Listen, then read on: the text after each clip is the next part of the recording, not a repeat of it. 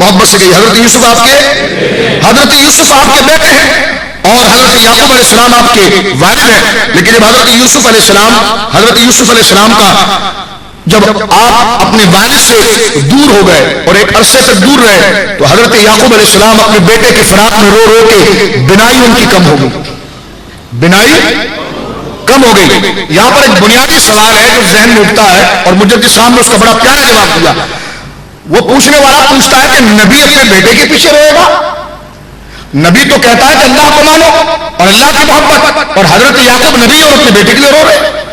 سوال اٹھایا کسی نے, توجہ ہے کہ نبی تو بیٹے کے لیے نہیں روتا, وہ تو ہمیشہ اللہ کی امید اور اس طرف لگا رہتا ہے. لیکن یہ کیا بات ہے کہ حضرت یعقوب ہمیشہ یوسف کرتے رہتے تھے اور حضرت یوسف کے فراق میں رو رو کے آپ کی آنکھوں کی نظریں اور بصارت جو ہے وہ کم ہو گئی. اس کی وجہ کیا ہے؟ پیر مہر شاہ صاحب نے فرمایا تو سمجھا نہیں, وہ یوسف کے پیچھے نہیں روتے تھے. تو نے یہ ٹھیک کہا کہ نبی اپنی اولاد کی طرف کبھی طرف فرفتہ نہیں ہوتا. حضرت یعقوب ان کے بیٹے ہیں جنہوں نے اپنے بیٹے اسماعیل کو لے جا کر مینا میں اللہ کے لیے ذبح کرنا چاہا. وہ ابراہیم کے بیٹے ہیں, یعنی آپ کی اولادوں میں سے, حضرت ابراہیم کی اولادوں میں سے. تو جہاں جج کی یہ شان ہے کہ اپنے بیٹے کو لے جا کر وہ مینا کی سرزمین پر چھری پھیر دے, وہ تو اللہ کی حکمت اور قدرت تھی کہ جناب اس حضرت اسماعیل کو باقی رکھنا تھا, ورنہ حضرت ابراہیم نے تو جو سوچا تھا وہ کر گزرے تھے. تو کہا دادا تو بیٹے کی گردن پر چھری پھیر دے, اور یہاں پوتا جو ہے یعقوب وہ بھی نبی ہے اور وہ یوسف علیہ السلام کے لیے رو رہے کہہ رہے یوسف اور رو رو کے نبی نہ ہو گئے. تو بچوں سے اتنا پیار, اپنی اولاد سے اتنا پیار, یہ تو عام آدمی کی نشانی ہوتی ہے, یہ نبی کی شان تو نہیں ہوتی. تو حضرت مجدد صاحب نے فرمایا وہ یوسف کے لیے نہیں رو رہے تھے اور نہ وہ بیٹے کے لیے رو رہے تھے. پھر آپ نے سانس بھر کر فرمایا رب کریم ہر نبی کو اپنی ایک صفت سے پالتا ہے اور اسے پروان چڑھاتا ہے. خدا کی صفت حسن کا مظہر چہرہ یوسف تھا. حضرت یعقوب آپ کو دیکھ کر اپنے رب کی محبت کو تازہ کرتے تھے. جب وہ چہرہ ہٹ گیا تو آپ چہرہ یوسف کے لیے نہیں بلکہ اصل چہرہ یوسف جو چہرہ جمال خداوندی کا عکس ہے, جلوہ خداوندی کا عکس ہے, فرمایا اس کے لیے تڑپ رہے ہیں. تو وہ تعلق رب کے لیے ہے اور رب کی محبت کے لیے ہے کہ یوسف کا چہرہ نہیں دیکھا تو رب کی محبت دل میں امنڈ کر آ رہی ہے, اور حضرت یوسف کا چہرہ نہیں جو دراصل اللہ رب العالمین کے حسن کی جلوہ گاہ ہے. فرمایا یہی سمجھو, اب آگے کہتے ہیں یہی سمجھو جس طرح چہرہ یوسف جمال الوہیت کی جلوہ گاہ ہے, اللہ نے یوسف کی تربیت اپنی صفت حسن سے کی ہے اور مصطفیٰ کی تربیت اپنی صفت علم سے کی ہے. اب یہ کتنا بڑا, میں کہتا مجدد صاحب کے سامنے اگر یہ قیامت کے دن آ گئے نا تو جس طرح آپ نے اپنے پاؤں کے تلوے کے نیچے اکبر کی گردن دبائی تھی تو ان کو بھی آپ نہیں چھوڑیں گے. کیوں؟ اس لیے توجہ سنیے گا, اس لیے کہ مجدد صاحب اس بات کو اتنی اہمیت سے ذکر کرتے ہیں. فرمایا وہ یوسف کے فراق میں رونا نہ تھا بلکہ چہرہ یوسف علیہ السلام حضرت الہیہ اور اللہ رب العالمین کے حسن کی جلوگاہ تھی. ان کے چہرے کو دیکھ کر وہ رب کی محبت اور اس کے حسن کو تازہ کرتے تھے. تو فرمایا اللہ نے آپ کی تربیت اپنی صفت حسن سے کی تھی اور مصطفیٰ کریم کی تربیت اپنی صفت علم سے کی ہے. یعنی مصطفیٰ کا پروان چڑھے ہیں, خدا کی صفت علم سے چڑھے ہیں. اب اگر کوئی کہے کہ مصطفیٰ کو دیوار کے پیچھے کا علم نہیں, جو یہ کہے کہ مصطفیٰ کو فلاں چیز کا علم نہیں, تو مجدد صاحب کے نزدیک تو مسلمان بھی نہیں ہے. اس لیے کہ مجدد صاحب کہتے ہیں جس کے رگ و پے کو خدا اپنے علم سے پروان چڑھائے اس سے کیا چیز پوشیدہ رہ سکتی. سمجھ رہے میری بات؟ اس سے بولیے کیا چیز پوشیدہ رہ سکتی ہے جو اللہ رب العالمین نے آپ کو مرحمت فرمائی اور یہ شان عطا فرمائی. اور حضرت مجدد ثانی رحمۃ اللہ علیہ کا یہ واقعہ حضرت قاضی ثناء اللہ پانی پتی رحمۃ اللہ علیہ جو سلسلہ نقشبندیہ اور مجددیہ کے بہت بڑے عالم ہیں, گفتگو کو ختم کر رہا ہوں ان جملوں پر, بہت بڑے عالم دین ہیں, مفسر قرآن ہے, تفسیر مظہری ان کی ہے, وہ بیان کرتے ہیں کہ حضور تو حضور کا کلمہ پڑھنے والے جو حضور کی محبت کے مظہر بنے ہیں، پچھلے لوگ ان سے مدد لے کر حضور سے مدد لیتے ہیں. یہ واقعہ نقل کیا ہے حضرت قاضی ثناء اللہ صاحب نے سورۃ الرعد کی تفسیر کے اندر. کہتے ہیں کہ آپ کے 2 صاحبزادے تھے حضرت مجدد صاحب کے. وہ ایک شخص کے پاس پڑھتے تھے جس کا نام ملا طاہر تھا. ملا طاہر تھا، اور ان کی قبر آج بھی لاہور کے اندر ہے. لاہور کے بڑے قبرستان میں آپ جائیں گے تو ملا طاہر رحمت اللہ علیہ کی قبر موجود ہے. میاں میر شریف سے تھوڑے فاصلے پر جو قبرستان ہے اس میں حضرت ملا طاہر رحمت اللہ علیہ کی قبر موجود ہے، جو مجدد صاحب کے بچوں کے استاذ تھے. مجدد صاحب کے بچوں کے استاذ تھے. بچوں نے یہ کہا کہ ہمارے والد صاحب سے آپ ملاقات کریں. مجدد الفسانی رضی اللہ تعالیٰ عنہ وارضاہ نے سے کہا کہ ہم اپنے استاذ کو لانا چاہتے ہیں. فرمایا ٹھیک ہے، جب لے آنا. تو یہ ملا طاہر کو لے کر، ان کا لقب بھی ملا طاہر تھا، اور ملا اس دور میں بہت بڑے عالم اور علامہ کو کہا جاتا تھا. یہ لقب اس معاملے میں گویا کہ مشہور تھا.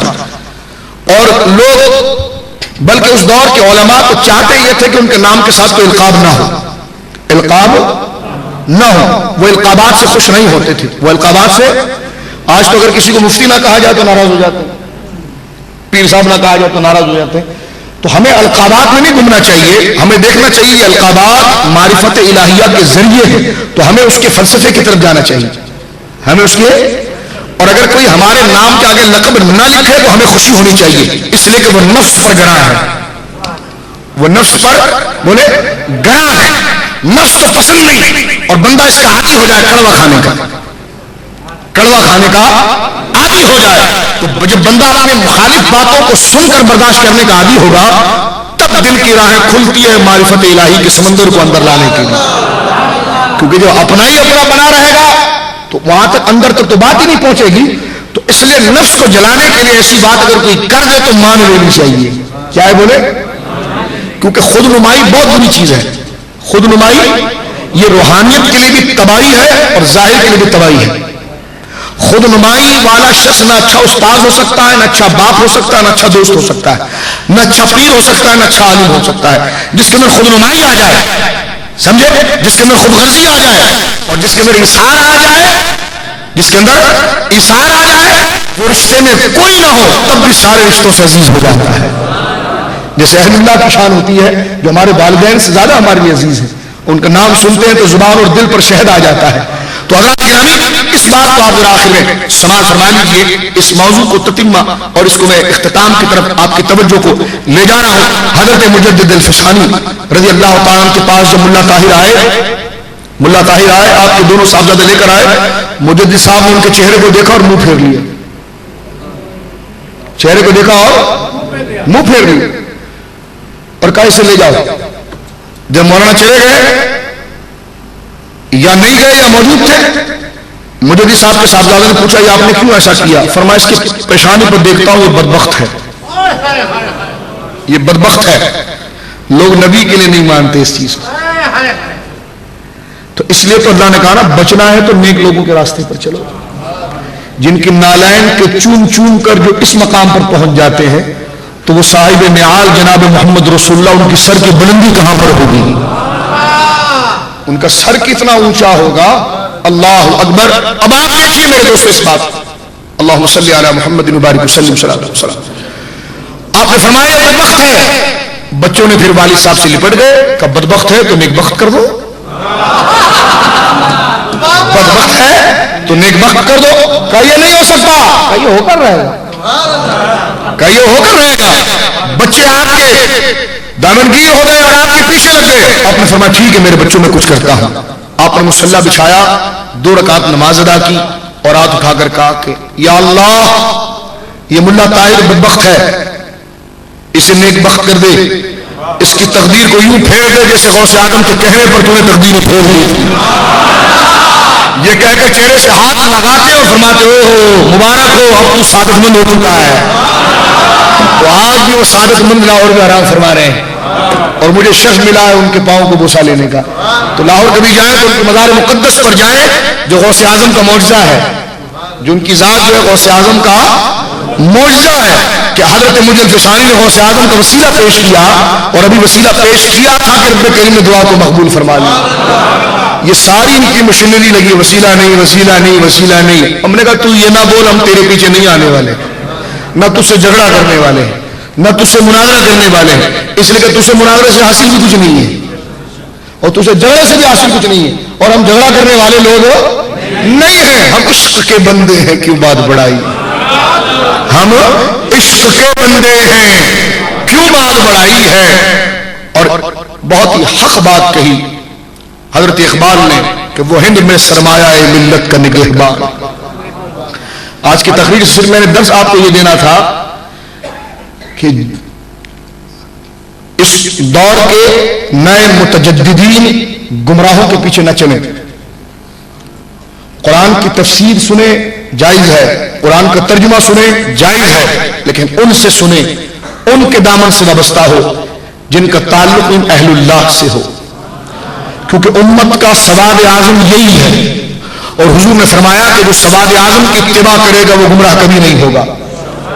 امت کا سواد اعظم بڑا گروہ اولیاء ہی ہے نا.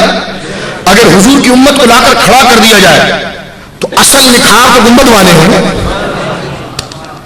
امت کا اصل نکھار کون ہے؟ میں کہتا ہوں امت سامنے کھڑی ہو اور ہم بھی کھڑے ہو اور مصطفیٰ آئیں تو پہلے ہم سے ہاتھ ملائیں گے یا گنبد والوں سے ملائیں گے؟ گنبد والوں. تو حضور کی سنت کی اصل پیٹرن, حضور کی اصل کمائی جو ہے اور حضور کی اصل دعوت جو ہے یہ اولیاء ہیں. آج اس سے مبارک مجدد الفسانی رضی اللہ تعالیٰ عنہ کا اس میں یہی نصیحت ہے کہ اگر ہم نے دنیا و آخرت کے اندر اللہ کی رضا سے واصل ہونا ہے اور اللہ کی رضا سے شامل ہونا ہے تو ہم تنقید مناظروں کو چھوڑ کر ان اولیاء کے نقش قدم پر پیچھے چل پڑیں. ان کی ساری کتابیں مارکیٹ میں موجود ہیں, کوئی گھبرانے کی ضرورت نہیں. ان کی تفسیر کے سارے جزیات موجود ہیں, سواد اعظم کا موقف موجود ہے.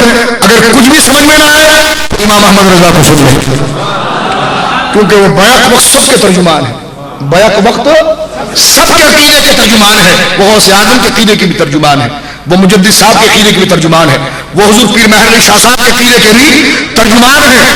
اور اس پر اگر مزید وضاحت آپ کو سننی ہے تو میں نے حضرت پیر مہر علی شاہ صاحب کی اس پر تفصیلی تقریر کی ہے. وہ بار اسٹال پر ہوگا, اگر طبیعت چاہتی ہے تو آپ اس کو سن سکتے ہیں. صرف میرا کام تھا آگے اس کو بڑھا دینا, اللہ مجھے اور آپ کو اس پر قائم رہنے کی توفیق دے. تو میں نے اس میں بھی حضرت ان بزرگوں کے نظریات اور عقیدے کو پیش کیا. اتنا وقت میں نے آپ کا لیا اور میں سمجھتا ہوں کہ میں نے آپ کے وقت کو ضائع نہیں کیا.